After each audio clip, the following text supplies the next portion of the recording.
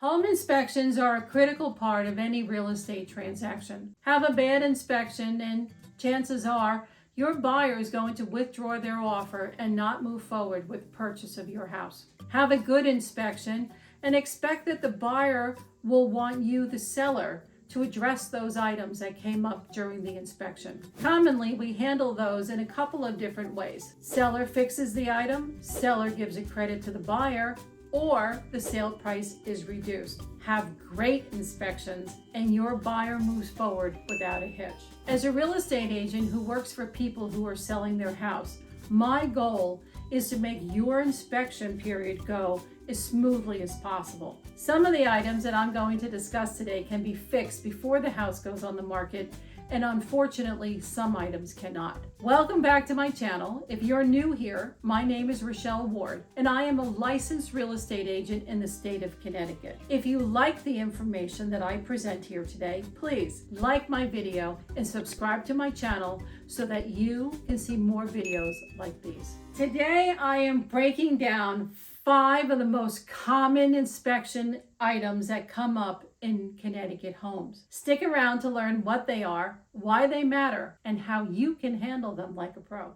Let's start with one of the most common items: lack of G.F.I outlets in the kitchen, baths, and other wet areas. In case you're unfamiliar, G.F.I stands for ground fault interrupter. These outlets are designed to turn the power off if they detect an electrical imbalance like moisture, which is why they're so important in kitchens and baths. In many of the older homes here in Connecticut, they don't have them. The good news is this is a quick and affordable fix that can be handled by a licensed electrician or a handyman. The cost of a G.F.I outlet is about $20.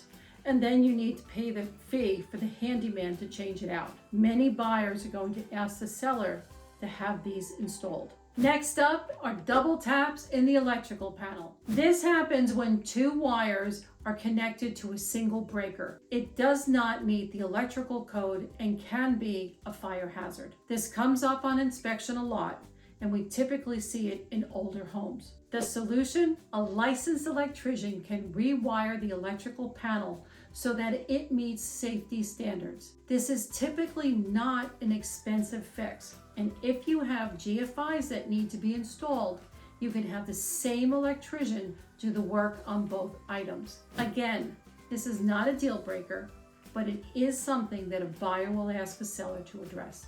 Another issue we commonly see is rotted wood or trim. Connecticut's weather, harsh winters and humid summers, can really take its toll on wood, especially around windows and doors and on the deck. The best thing to do is to replace that rotted wood with either new wood or composite material and add a fresh coat of paint or a sealant to protect it for the future. The cost of this repair varies depending upon how much rot you're fixing and the materials that you're using. Buyers, keep an eye out for this one, and sellers, fix this before putting the house on the market to avoid any inspection hiccups. Now let's talk about something that's a bit unique to this area of the country: radon in air. Radon is a naturally occurring gas that can seep up into your house through the ground. During inspections, a radon in air test is set up to see if the radon levels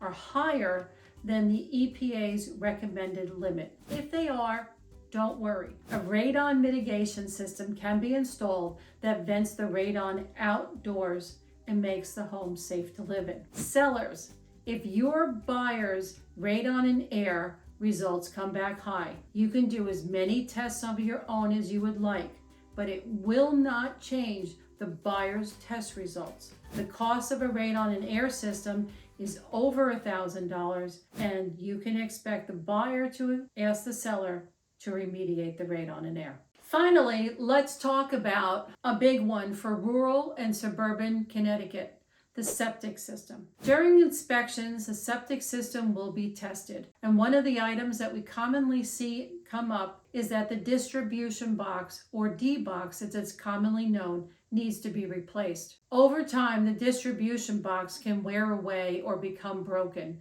and this can cause a drainage issue. If a distribution box comes up on the inspection and it needs to be replaced, please replace this as soon as possible. This is a major concern for buyers. The cost of a distribution box can be about $900, and most septic systems have 3 or 4 of them, although we typically see that only 1 or 2 boxes need to be replaced, not all 3 or 4 of them at the same time. And so there you have it, 5 of the most common inspection issues that we see here in Connecticut. No G.F.I outlets in the kitchen, baths, and other wet areas. Double taps in the electrical panel. Radon in air. Rotted wood and trim. Septic system distribution box problems. Whether you're buying or selling, understanding these issues can save you time, money, and stress. Some of these issues covered in this video can be fixed prior to putting the house on the market, and some of them cannot. Please remember, no house is perfect. An inspection is just a part of the process and is not in any way a reflection of you, the seller. If you have any questions about home inspections or the real estate market in Connecticut, please put your questions below in the comments or reach out to me. I'm always here to help guide you. And remember to like this video, subscribe to my channel, and check back in the future for the second video of 5 inspection items that come up during inspection.